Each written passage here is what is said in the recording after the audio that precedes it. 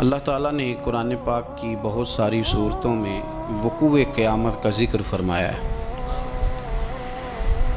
جس آدمی کا قیامت پر ایمان نہ ہو وہ آدمی مسلمان نہیں ہوتا۔ قیامت آئے گی، قیامت قائم ہوگی، حشر کا میدان لگے گا، گناہگار کو سزا، نیکوکار کو جزا ملے گی۔ یہ وہ تصور ہے جو انسان کی تربیت کرتا ہے، یہ وہ تصور ہے جو اسے زندگی میں چلنے کا طریقہ بتلاتا ہے، حلال حرام کے بیچ فرق کرنے کی اسے نصیحت کرتا ہے۔ اگر قیامت کا تصور زندگی سے نکل جائے تو پھر لوگ بالکل شترے بے مہار اور بے لگام ہو کے دنیا میں گھومیں گے۔ اس لیے قرآن مجید نے بڑی شرح و بسط کے ساتھ، بڑی وضاحت کے ساتھ، بڑی تفصیل کے ساتھ قیامت اور وقوع قیامت کا ذکر فرمایا۔ اور قرآن مجید کی متعدد آیات اور پوری صورتیں وہ بتلاتی ہیں کہ قیامت کا منظر بڑا سخت ہوگا، بڑا گھمبیر ہوگا، اور اس کے اندر انسان بڑا گھبرائے گا۔ قیامت کب آئے گی؟ قیامت کی تاریخ کیا ہے؟ اللہ اور اس کے رسول صلی اللہ تعالی علیہ وسلم نے ہمیں دن بھی بتلایا ہے، تاریخ بھی بتلائی ہے، پر وہ آئے گی کب اس وقت کا تعین نہیں فرمایا، سن نہیں بتائی بس۔ اب بہت سارے بیوقوف دنیا میں پائے جاتے ہیں، اور ہمیں زیادہ تکلیف ہوتی بھی اسی بات کی ہے کہ لوگ امت کے اتحاد کے اندر بہت بڑا رخنہ ڈالتے ہیں ہر اس موقع پر کہ جس موقع پر اتحاد کی بات کی جا سکتی ہے، لوگ انتشار کی بات کرتے ہیں۔ یہاں بھی اس موقع پر بھی لوگوں نے یہ لکھا ہے کہ اگر حضور کو پتہ ہوتا کہ قیامت کب آئے گی تو حضور بتا نہ دیتے۔ اندازہ کریں۔ پھر لوگ کہتے ہیں جی آپ اس آدمی سے بغل گیر ہوں، اس بندے سے آپ پیار بڑھائیں۔ میرے تو جو ابا جی کو ان پڑھ کہے میں تو اس سے پیار نہیں کرتا تو جو مدینے والے رسول کے علم پر اعتراض کرے۔ ہاں یہ یاد رکھیں، ہزاروں قومیں وجود میں آئیں دہر میں خشک و تر کے رشتے سے، پر ہم نے بنیاد دوستی رکھی یاد خیر البشر کے رشتے سے۔ ہم اس کے غلام ہیں جو حضور کا غلام ہے، لیکن اسے ہر مقام پر نبی پاک میں نقص نظر آئے تو پھر دشمن احمد پہ شدت کیجئے، ملحدوں سے کیا مروت کیجئے، اور شرک ٹھہرے جس میں تعظیم حبیب اس برے مذہب پہ لعنت کیجئے۔ یہاں بھی لوگ دیکھیں کہ بات کیا چل رہی ہے قیامت کی، اور آپ کیا تفسیر بیان کر رہے ہیں کہ حضور کو پتہ ہی نہیں تھا۔ یہ انداز آپ نے اختیار کیا ہے۔ قیامت کی علامتیں نبی پاک نے ہمیں بتا دیں، فرمایا کہ جب یہ معاملہ ہو جائے تو سمجھ لو پھر قیامت آنے لگی، سمجھ لو پھر قیامت۔ دیکھیں نا، لوگ کہتے ہیں جی جب آپ کا جسم ٹوٹنے لگے، جب آپ کی طبیعت میں کمزوری آنے لگے، جب آپ محسوس کریں کہ میں ان بیلنس ہو رہا ہوں تو چیک اپ کرا لیں، شوگر تو نہیں ہو گئی۔ یہ اس کی علامتیں۔ جب آپ کے جسم میں تپش بڑھ گئی، آپ کے معدے کا نظام ڈسٹرب ہو گیا، آپ کے ہاتھ پیر جلنے لگے، تو اب آپ نہ ٹیسٹ کرائیں کہ آپ کو ہیپاٹائٹس تو نہیں ہو گیا۔ تو کسی بھی چیز کے آنے سے پہلے اس کی کچھ علامتیں ہوتی ہیں۔ تو ہمارے رسول پاک علیہ السلام نے ہمیں کچھ نشانیاں بتا دی قیامت کی، فرمایا ان نشانیوں پر غور کرو، جب یہ چیزیں آئیں پھر تمہیں نے انتظار کرنا ہے، پھر قیامت آئے گی، پھر تارے جھڑیں گے، چاند ٹوٹے گا، زلزلہ آئے گا۔ قرآن مجید نے کہا سورہ ابراہیم کے اندر کہ یوم تبدل الارض غیر الارض، فرمایا جس دن یہ زمین کسی اور زمین سے بدل دی جائے گی۔ یہ جو تمہارے پاس زمین ہے یہ زمین نہیں رہے گی، والسماوات، اور آسمان بھی بدل دیے جائیں گے۔ اس کو آسان نہ سمجھیں۔ آپ زمین پہ پیر رکھیں اور آپ کو شاید شیشہ ہی لگا ہو، اگر آپ کو اندازہ ہو نا کہ یہ پانی ہے تو آپ کا پیر جمتا نہیں، آپ گھبرا جاتے ہیں کہ یہ وہ والی زمین نہیں جس پر میں چلنے کا عادی ہوں۔ یہ کوئی آسان بات نہیں۔ آپ اپنا ملک چھوڑ کے کسی اور ملک جائیں تو آپ بڑے پریشان ہوتے ہیں، کہتے ہیں میں پردیسی ہوں، اور انشاءاللہ پردیسی کوئی بھی نہ تھی وے ککھ جنا تو پارے تاڑی مار اڑا نہ باہو اسی تے اگے ہی اڈن ہارے۔ بڑا مشکل مرحلہ ہے پردیس، حالانکہ زمین وہی ہے، لیکن آپ کی مٹی بدل گئی تو آپ پریشان ہو گئے۔ تو رب فرماتے اس دن کا بھی خیال کر جس دن میں زمین ہی بدل دوں گا۔ تو زمین پہ پیر رکھے گا پر یہ وہ والی زمین نہیں ہوگی، والسماوات اور آسمان بھی بدل دوں گا، وبرزوا للہ الواحد القہار، اور فرمایا سب لوگ اس دن اس اللہ کے سامنے کھڑے کیے جائیں گے جو وحدہ لا شریک بھی ہے اور سب پر غلبہ رکھنے والا بھی ہے۔ اس دن سب اس کے سامنے کھڑے ہوں گے۔ میرے نبی کریم صلی اللہ تعالی علیہ وسلم، نبی پاک علیہ السلام نے 2 قسم کی نشانیاں بیان کی۔ ایک علامات کبریٰ ہیں، بڑی بڑی نشانیاں، جیسے دجال آئے گا، یاجوج ماجوج نکلیں گے، حضرت عیسیٰ علیہ السلام آئیں گے، امام مہدی علیہ السلام تشریف لائیں گے، تو یہ بڑی بڑی نشانیاں۔ لیکن اس سے پہلے چھوٹی چھوٹی نشانیاں بھی حضور نے بیان فرمائی، اور فرمایا یہ تو مجموعی طور پر ہوگا نا، ساری دنیا کے لیے دجال آئے گا، یہ تو مجموعی طور پر ہوگا نا کہ ساری دنیا کے لیے امام مہدی آئیں گے، جناب عیسیٰ آئیں گے، یہ تو مجموعی ہے۔ لیکن تم انفرادی طور پر بھی اپنے دائیں بائیں دیکھو کہ یہ جو چھوٹی نشانیاں یہ تمہارے اندر تو نہیں پیدا ہو گئیں۔ بخاری مسلم میں حدیث ہے، حضرت سیدنا عمر فاروق رضی اللہ تعالیٰ عنہ حدیث کے راوی ہیں، تو نبی پاک صلی اللہ تعالیٰ علیہ وسلم سے کسی نے پوچھا کہ حضور قیامت کے بارے میں کچھ بتائیں، تو نبی پاک صلی اللہ علیہ وسلم نے فرمایا جب لونڈی اپنے مالک کو جنے، جب ماں اپنا آقا پیدا کرے تو سمجھ لو قیامت آنے والی ہے، پھر قریب آ گئی ہے۔ ماں جب اپنا آقا پیدا کرے، مانا کیا کہ جب بچے اتنے نافرمان ہو جائیں کہ ماں پہ حکم چلائے، اولاد ماں کو حکم سنائے، حکم اماں زیادہ باتیں نہ کیا کر، اماں تو بھی تھوڑا صبر کر، حوصلہ کر۔ جب بچے ماں باپ کو باتیں سنائیں، حکم چلائیں، چونکہ بیٹا کماتا ہے تو وہ اپنے ابا جی کو کہتا ہے کہ ابا جی اب آپ ٹھہرے، آپ کو نہیں پتا، اب میرے ہاتھ میں سارا کچھ ہے۔ فرمایا جس دن تم یہ دیکھو کہ لونڈی نے آقا جنا ہے، ماں نے بیٹا نہیں پیدا کیا، اپنا سردار پیدا کر بیٹھی ہے، تو پھر تم اس دن یہ نہ کہنا بے سکونی ہو گئی، بدامنی ہو گئی، بلکہ اس دن سمجھ لینا کہ قیامت آنے لگی۔ بچے مسلط کریں، آپ یقین کریں بچے مسلط کرتے ہیں، بچے منوا لیتے ہیں اپنا آپ، بڑے نادان ہیں، اپنی جان پہ ظلم کرتے ہیں۔ اور میں نوجوانوں کو ایک بات عرض کروں، ماں باپ کی بات ماننے کا نام ان کی خدمت نہیں، ان کو خرچہ دینے کا نام خدمت نہیں، بلکہ بتائے رسول کریم علیہ السلام نے کیا فرمایا؟ فرمایا رضا اللہ فی رضا الوالد، تو سمجھ جا کہ تیرا والد راضی کس بات میں ہوتا ہے۔ اگر تو اس بات کو پا گیا، تو اس کی رضا کو اگر پا گیا تو پھر تیرا اللہ بھی راضی ہو گیا۔ تو یہ غور کر کہ والد گرامی راضی کس بات، ان کی رضا، ماں کی رضا کی۔ یار دو یار بچوں سے چھوڑے جاتے ابے کے کہنے پر، دو دوست نہیں چھوڑے جاتے، والا ابا کہتے ہیں ان کے ساتھ نہ بیٹھا کر، کہتے ابا جی یہ تو اچھے بڑے ہیں۔ اس کی رضا کو پا جا، اس کی طبیعت کو پرکھ، تو محسوس کر کے یہ راضی کس بات میں ہوتے ہیں۔ تو ماں باپ کی رضا میں راضی ہو جا، تیرا رب بھی تجھ سے راضی ہو جائے گا۔ تو حضور نے فرمایا جب تم دیکھو نا، جب تم دیکھو کہ لونڈی نے آقا جنا ہے تو پھر تم قیامت کا انتظار کرو۔ اور میرے رسول پاک علیہ السلام نے دوسری علامت بیان کی، یہ بخاری مسلم میں بھی ہے، مشکات کتاب الایمان میں بھی ہے۔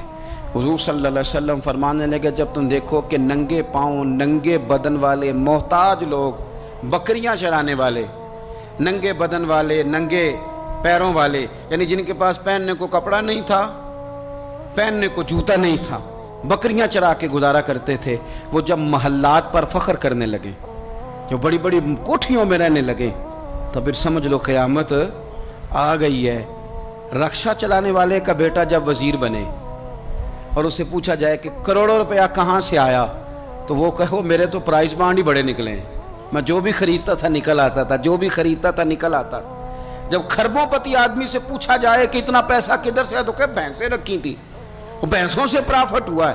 ہم اللہ کے فضل پر معاذ اللہ کسی قسم کا کلام نہیں کرتے، لیکن میرے رسول پاک علیہ السلام نے فرمایا کل تک جس کے پاس جوتا نہیں تھا، پہننے کو کپڑا نہیں تھا، جب وہ محلات پر فخر کرنے لگے اور یہ بتانا اس کے لیے مشکل ہو جائے کہ میری کروڑوں اربوں کی جائیداد کہاں سے آئی، قوم کو لوٹ کر جب لوگ بڑے بڑے محلات پر فخر کریں، تو حضور نے فرمایا پھر یہ نہ سمجھنا ہماری معیشت خراب ہو گئی، یا پھر انتظار کرنا پھر قیامت آئے گی۔ پھر تم نے قیامت کا انتظار کرنا ہے، قیامت آئے گی۔ حدیث سنیے نبی کریم صلی اللہ تعالی علیہ وسلم، یہ آپ نے علامتیں محسوس کرنی ہیں، یہ بخاری مسلم کی حدیث ہے۔ ایک شخص نے نبی پاک صلی اللہ تعالی علیہ وسلم سے پوچھا کہ یا رسول اللہ صلی اللہ علیہ وسلم مجھے قیامت کے بارے میں کچھ بتائیں۔ حضرت ابو ہریرہ رضی اللہ تعالیٰ عنہ فرماتے ہیں کہ حضور پہلے ہی قیامت کے بارے میں گفتگو کر رہے تھے۔ اس نے پوچھا کہ یا رسول اللہ قیامت آخر آئے گی کب؟ اللہ کے حبیب علیہ السلام نے اس کو بھی بتایا، ایک تیسری علامت بیان کی۔ حضور فرمانے لگے جب امانت کو ضائع کیا جائے تو قیامت آ جائے گی۔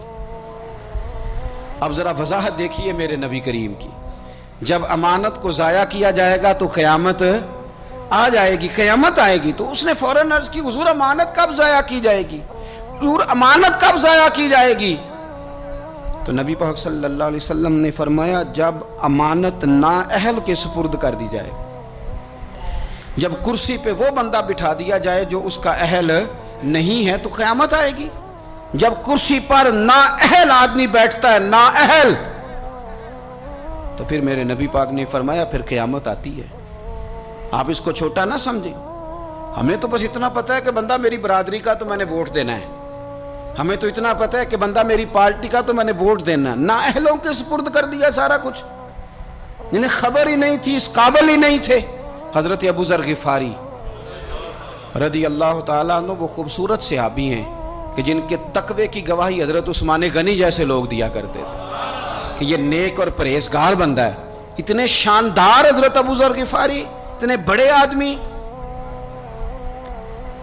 انہوں نے عرض کیا یا رسول اللہ صلی اللہ علیہ وسلم فلانے صوبے کا گورنر ٹھیک نہیں، تو آپ اس طرح کریں مجھے گورنر بنا دیں اس صوبے کا۔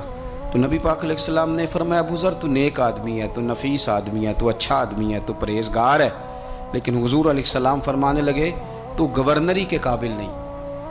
یہ ایک بہت بڑی امانت ہے، بہت بڑی ذمہ داری ہے، تو اس ذمہ داری کو اٹھانے کی طاقت نہیں رکھتا، اس قابل تو نہیں ہے۔ محبت اور چیز کا نام ہے، قابلیت یہ بھی ہو سکتا ہے کہ کوئی آدمی کسی چیز سے مخلص ہو لیکن اس کی قابلیت نہ رکھتا ہو۔ قابل آدمی کو آپ بٹھائیں گے، مخلص ہونا اور ہے، قابل ہونا۔ ایک آدمی آپ سے بڑا پیار کرتا ہے پر وہ ڈاکٹر نہیں، تو دوائی اس سے لیں گے کہ ڈاکٹر سے لیں گے؟ تو آپ کہیں ڈاکٹر تو میرا واقف ہی نہیں، میں نے تو یہ پیار بڑا کرتا ہے دوائی اسی سے لینی ہے۔ بھئی محبت اور چیز ہے، قابلیت ہم نااہلوں کے سپرد مانتے کرتے ہیں، یہ مان جانا چاہیے ہمیں۔ ملا رومی نے ایک بڑی خوبصورت بات لکھی ہے، بڑی خوبصورت، اور فرماتے ہیں ایک بادشاہ نے باز رکھا ہوا تھا، باز بڑا تنگ تھا بادشاہ سے۔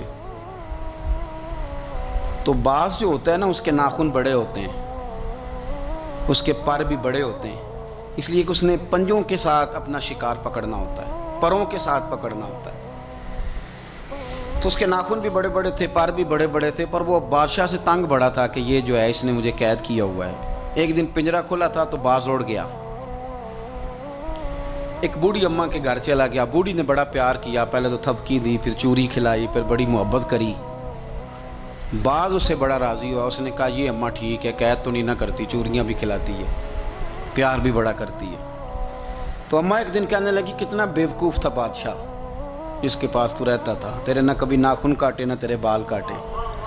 اس نے اس طرح پکڑا اور پہلے اس کے ناخن اتارے، بڑا چیخا، بڑا چلایا کہ میرا تو کمال ہی میرے ناخنوں میں ہے۔ انہیں کاٹ ڈالے، پھر اس نے کینچی لی اور اس کے پر کاٹے، کیونکہ دیکھو کتنا برا حال کیا ہوا ہے۔ اب وہ نہ شکار پکڑنے کے قابل رہا نہ اڑنے کے قابل رہا، حالانکہ اماں نے کیا پیار ہی ہے، لیکن وہ پیار کر سکتی تھی، باز رکھ سکتی، اس کو رکھنے کے لیے کچھ صلاحیتیں، کچھ خوبیاں چاہیے۔ بادشاہ ڈھونڈتے ڈھونڈتے اس کے گھر آگے آ کے دیکھا تو اس کا برا حال ہے، اس کے قریب آیا تو وہ باز رونے لگا، تو کہنے لگا مجھے واپس لے چل، تیری قید ہی مجھے اچھی ہے۔ تو اس نے کہا تو یہاں کیوں پڑا؟ کہنے لگا یہ پیار بڑا کرتی تھی لیکن اسے پیار کرنا آتا ہے پر باز رکھنا نہیں آتا۔ جو باز رکھنے کا انداز ہے وہ اور ہے، پیار کرنے کا رنگ اور ہے۔ ہمارے ہاں لوگ کہتے ہیں بندہ اچھا بڑا ہے، میں کہتا ہوں اچھا ہونا اور بات ہے اور کسی عہدے کے قابل ہونا اور ہے، اور بات ہے۔ تو جب نااہل کے ذمے کام لگائے جاتے ہیں تو پھر کیا ہوتا ہے؟ پھر قیامت آتی ہے۔ نااہلوں کے ذمے 6 نشانیاں حضور نے اور بیان کی بخاری مسلم میں۔ نبی پاک صلی اللہ تعالیٰ علیہ وسلم نے فرمایا جب علم اٹھا لیا جائے گا اور جہالت کی کثرت ہو جائے گی، اور تیسرا فرمایا جب زنا کاری بہت زیادہ ہونے لگے گی، چوتھے نمبر پہ فرمایا جب شراب عام ہو جائے گی، اور پانچویں نمبر پر فرمایا جب مردوں کی تعداد کم ہو جائے اور عورتوں کی زیادہ ہو جائے، اور چھٹے نمبر پہ فرمایا جب تم دیکھو کہ 50 عورتوں کی سرپرستی کرنے والا ایک مرد ہے، ان کی نگہبانی کرنے والا ایک ہے، ایک مرد ہے 50 عورتیں، جب یہ 6 علامتیں آئیں تو سمجھ لو قیامت آنے والی۔ علم اٹھا لیا جائے گا۔ علم کیسے اٹھتا ہے؟ علماء جب چلے جاتے ہیں اور پیچھے نئے علماء تیار نہیں ہوتے تو پھر علم اٹھ جاتا ہے۔ بہت سارے ضلعوں کے ضلع ایسے ہیں جہاں عالم نہیں ملتا، سکہ آدمی نہیں ملتا، ضلعوں کے ضلع۔ ہمیں شوق ہی نہیں کہ ہمارا بچہ عالم بنے، ہمارا مزاج ہی نہیں، اور علم کی بات ہم سنتے بھی نہیں، نہ ان لوگوں کے قریب بیٹھنا، ان سے کچھ لینا ہمارا مزاج ہوتا ہے جو علم کے معاملے میں رسوخ رکھتے ہیں، ہمارا مزاج نہیں۔ علم اٹھتا جا رہا ہے۔ آپ یقین کریں کہ فتویٰ لینے کے لیے سکہ آدمی نہیں ملتا، اور ہم اپنے بچوں کو اس فیلڈ میں لانے کو تیار نہیں۔ میرے حضور نے فرمایا جب زنا بڑھنے لگے، کیسے کہوں کہ عالمی اعداد و شمار کہتے ہیں پاکستان میں زنا تیزی سے سستا ہوتا جا رہا ہے، زنا کرنا آسان ہو رہا ہے، شرابیں فخر کے طور پر پی جاتی ہیں۔ وہ کہتے ہیں جی یہ چودھریوں کی شادی ہے، وڈیروں کی شادی ہے، اس پہ شراب نہ آئے تو شادی کیسے آگے بڑھے گی؟ یاد رکھیں، ہمارے صوفیاء کہتے ہیں، بزرگ کہتے ہیں کہ شراب پیشاب سے بھی زیادہ پلید چیز کا نام، اس سے بھی زیادہ پلید ہے یہ۔ تو اپنے تصورات کو سمجھیں۔ جب عام ہو جائے یہ کام، عام، جب جہازوں کے اندر، انٹرنیشنل فلائٹس کے اندر شراب عام ملے، جب آپ کے ملک کے اندر 14 کمپنیاں رجسٹرڈ ہوں جن کو اجازت ملی گئی ہو کہ آپ شراب بنا سکتے ہیں، بیچ سکتے ہیں، تو پھر حضور نے فرمایا قیامت کا انتظار کرنا۔ میرے رسول پاک علیہ السلام نے فرمایا، ابو داؤد شریف کی حدیث ہے، حضرت سلمہ بنت حران ایک صحابی ہیں، وہ فرماتی ہیں کہ نبی پاک صلی اللہ تعالیٰ علیہ وسلم نے فرمایا کہ قیامت کے قریب نہ لوگوں کو مسجد کے لیے امام نہیں ملے گا، لوگ ایک دوسرے کو دھکا دیں گے کہ نماز پڑھاؤ، نماز پڑھاؤ۔ کہاں ملتے ہیں ائمہ مساجد؟ پہلے تو امام کی تنخواہ اتنی زیادہ ہے کہ کوئی امام لگنے کو تیار ہی نہیں، اور اگر خیر سے کہیں کوئی امام لگ جائے تو پھر یہ کہ اگر 25 نمازی ہیں نا تو 25 کی الگ الگ بولی ہے، الگ الگ رویہ، الگ الگ سوچ ہے۔ امام بیچارے نے 25 کے معیار پہ پورا اترنا ہے، 25 کے معیار پہ۔ اگر ایک کے معیار پہ بھی پورا نہیں اترا تو وہ کل بھی فارغ ہے اور آج بھی وہ فارغ ہے، چھٹی ہے اس کی۔ 25 بندوں کے معیار پہ آپ نے پورا اترنا ہے۔ ایک کہتا ہے کہ مولوی صاحب صبح فجر کی نماز ہی تو مزیدار ہوتی ہے، تو قرآن شریف زیادہ پڑھا کریں، دل کر رہا ہے سننے کو، کہیں جانا ہے۔ تو دوسرا کہہ رہا ہے حضرت صاحب ڈیوٹی بھی کرنی ہے، مہربانی فرمائیں نماز ذرا چھوٹی پڑھائیں۔ اب اگر اس کی مانے گا تو یہ ناراض ہو جائے گا، اگر اس کی مانے گا تو وہ ناراض ہو جائے گا۔ اور امام صاحب پہ حکم بڑی پابندی سے لوگوں کا چلتا ہے، بڑی۔ میرے سے آ کے مسئلے پوچھتے ہیں، کہتے ہیں جی وہ ہمارا جو امام ہے نا جی وہ گھٹنے نہیں صحیح لگاتا۔ میں نے کہا جب تک میں دیکھ نہیں لیتا اس کے گھٹنے صحیح لگتے ہیں کہ نہیں، میں نے فتویٰ کوئی نہیں دینا، پہلے دیکھ لو۔ حالت خستہ ہوتی جا رہی، مساجد کے اندر ڈیوٹیاں کرنے والے لوگوں کی تعداد تیزی سے کم۔ اور میں بڑی معذرت کے ساتھ عرض کروں گا، یہ مصلی رسول ہے، یہ مصلی پہ امام کھڑا ہوتا ہے، یہ مصلی ہے۔ اور جب امام یہ دیکھنے لگتا ہے نا کہ مجھے اس کے عوض ملتا کیا ہے، کتنے میں بک سکتا ہے میرا مصلی، تو پھر وہ امامت نہیں کرا سکتا، پھر اس کو چاہیے تھا وہ کاروبار کرتا۔ تیرے لیے اتنی تنخواہ بہت زیادہ ہے کہ تجھے مصطفیٰ کا مصلی نصیب ہو گیا۔ تیرے لیے یہ چھوٹا اعزاز ہے کہ تو وہاں کھڑا ہے جہاں مدینے والے رسول کھڑے ہوا کرتے، اور تو تلاش کرتا پھرتا ہے کہ کہیں 2000 زیادہ ملے تو ادھر چلا جاؤں۔ تو یہ بھی قباحت ہے جس کی وجہ سے لوگوں کو ائمہ مساجد نصیب نہیں ہوں گے۔ یہ قیامت کی نشانی میرے رسول پاک صلی اللہ تعالی علیہ وسلم، دیکھیں حضور نے بیان فرمایا، قیامت کی نشانی حضور نے بیان۔ نبی پاک صلی اللہ تعالی علیہ وآلہ وسلم نے ارشاد فرمایا، حضرت ابو موسیٰ اشعری رضی اللہ تعالیٰ عنہ راوی ہیں، حدیث مشکات میں بھی ہے، ابو داؤد شریف میں بھی ہے۔